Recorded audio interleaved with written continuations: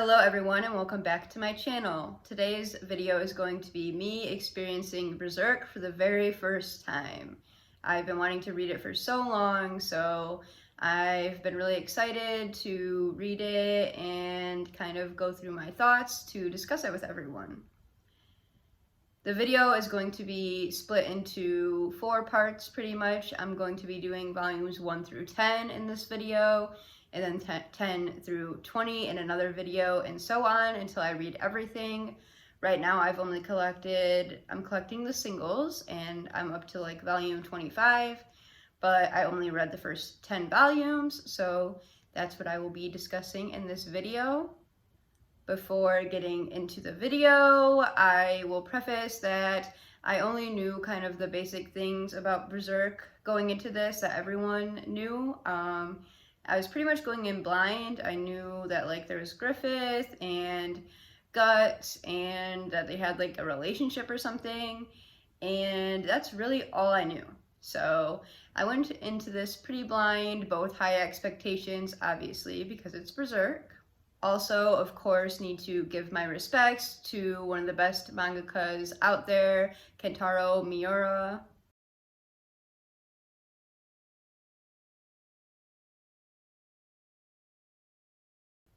Sorry if I pronounced that wrong, but as we probably all know, he sadly passed away before finishing Berserk.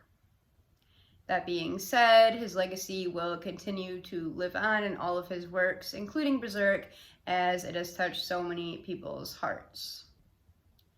I will also preface that there will be spoilers because it's my review of Berserk. I don't go into major details about storylines, but of course I will be saying things that are probably minor spoilers. So with that being said, let's get into my thoughts on Berserk.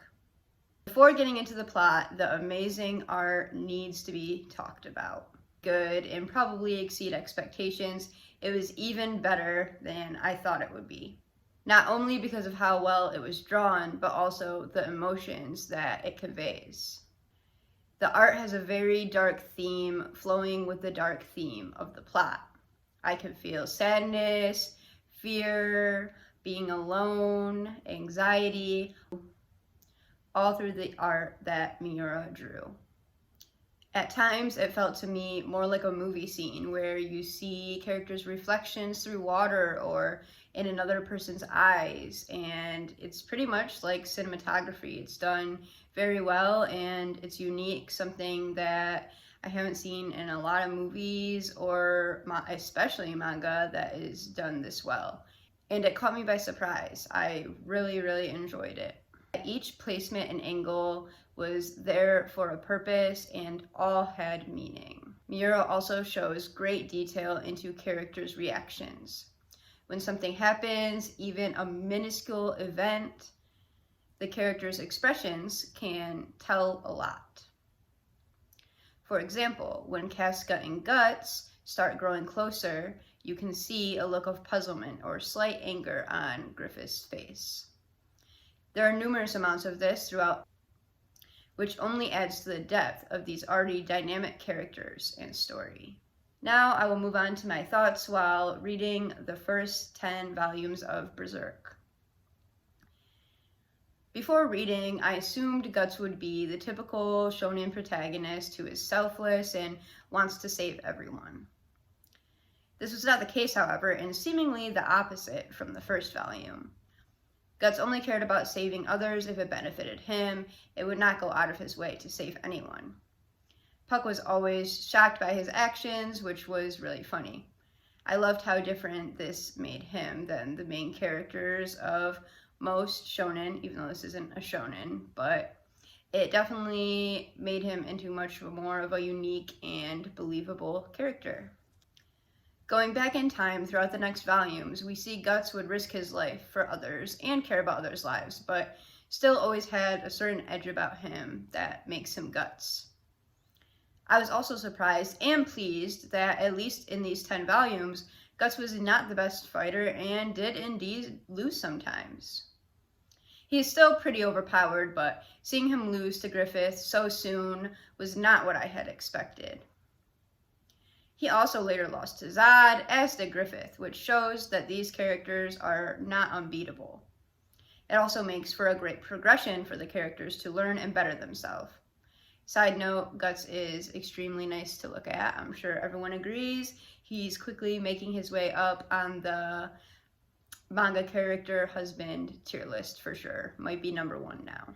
Yeah, Guts was definitely different than I envisioned him being before I read the manga, and I like that he's different, and I enjoy seeing him grow and how he got to where he currently is. Now let's talk about the famous Golden Age arc. This is the arc I hear everyone talking about, and supposedly the best arc in Berserk. I think the anime or one of the anime is based on the Golden Age arc. I'm not quite sure, but I definitely need to watch it if it's just the Golden Age arc.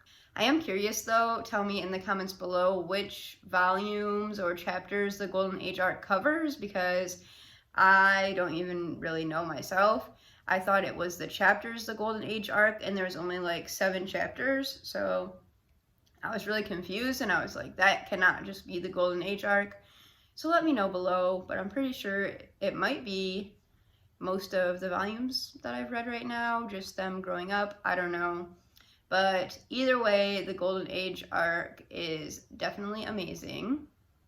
Either way, I'm sure it is the most part, following these characters going from being younger to teens to adult, which is most of what I've read so far, the first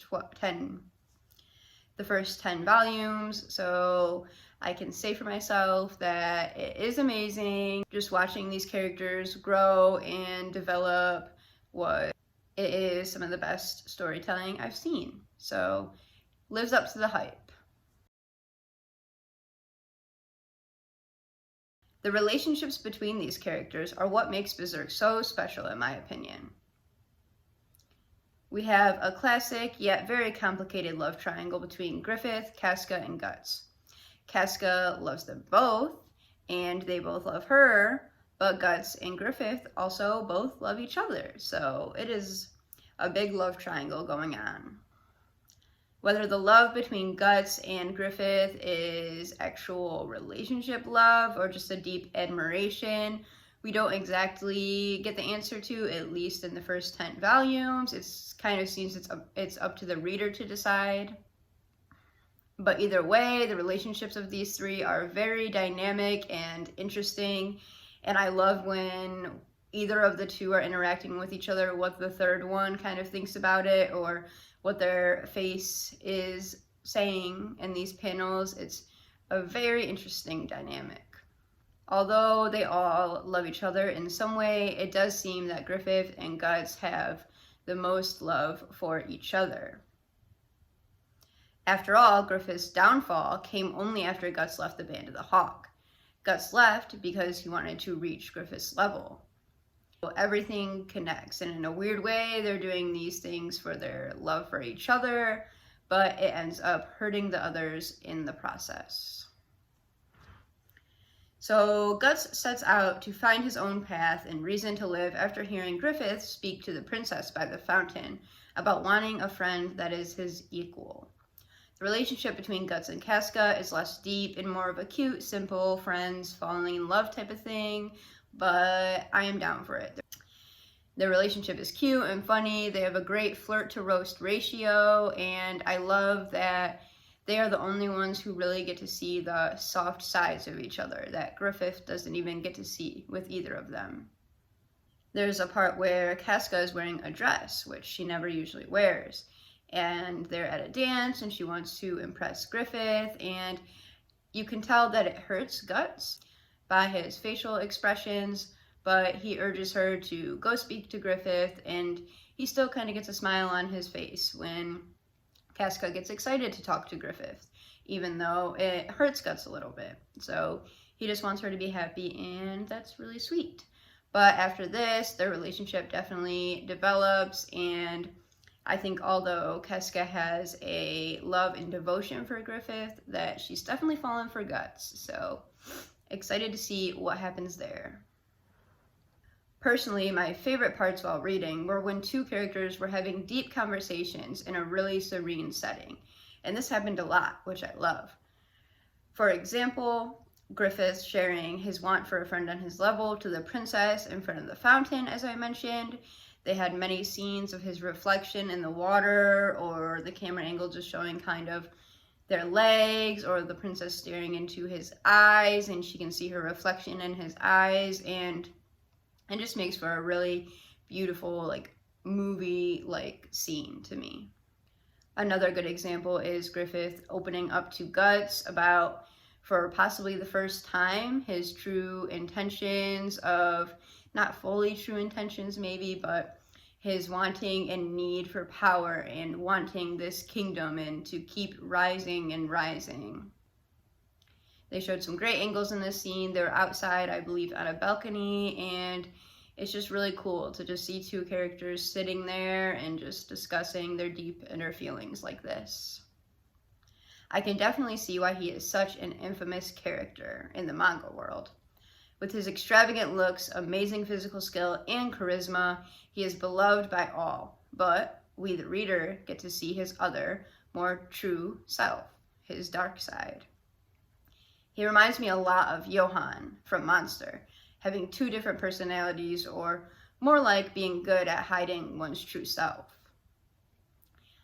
Griffith can easily make someone worship or fear him. Take Foss, for example, who literally froze in fear just because Griffith was staring at him. He's also smart enough to come up with a plan and having someone else, Guts usually, do the dirty work so his hands don't get dirty. And that is pretty terrifying. Things like using the princess for power and to move up, and also killing the entire royal court. Makes me think I'm watching Game of Thrones, which I am definitely not complaining about. Foss is literally like Littlefinger. And I'm only on volume 10, so I'm pretty sure this is just scratching the surface of what Griffith does. It does make for a great story and character, however, so I am along for the ride, but Guts is still my number one. That being said, these are my final conclusions on the first 10 volumes of Berserk. I love it, and it is easily becoming my favorite manga. I have Vinland Saga up there. Love Vinland Saga, so I'm interested to see what's going to make my number one spot. But because I just love characters and character development so much, Berserk is kind of making its way up there for me. I'll always love Vinland Saga, but I can see Berserk becoming number one, honestly, depending on how the story goes. With that insane art and deep story mixed with a fantasy element, what's not to like? The fights are really cool, but as I stated before, what really makes the story special are the characters and their journey and inner conflicts. Something seemingly not important happens and Guts has a certain look on his face or reacts in an unusual way, and that makes the event much more important. Every little detail matters and affects the future, which is really cool. I'm always finding myself looking at the background characters or thinking, how will Guts react to this? It's a really interesting experience I do not usually get when reading things. I also love the politics and the dark rated R content. That's right up my alley. It depicts real war and mercenaries of the times mixed with fairies and other mythical elements, which is pretty cool. It's definitely rated R though, as I said. Very gory, and the scene with the king and the princess still scars me to this day. I also really like the villains. They're all very terrifying and unique. I like how they mentioned Casca's period while showing her as a woman, but still a good warrior. She is a pretty cool female character, which we don't get a lot of, I feel like. Miss Puck, and I hope we get to see him again really soon. I loved his happy-go-lucky, funny sense of humor and wanting to save everyone. And on top of Guts's really cold and non-humorous behavior at the time. So I really loved that dynamic and hope to see Puck again. I'm also very curious as to how Guts and Griffith end up being in the situation that we see in Volume 1, with them being bitter enemies and Griffith being like a bird god, so that's really confusing. But I'm very excited to see how we will get there. So overall, I am really excited to read more of this journey and see where it goes. I'm so glad that I finally started reading Berserk, and I'm excited to document this all with you guys. I want you to share your opinions when you first started reading Berserk below. Thank you for watching, and stay tuned for more.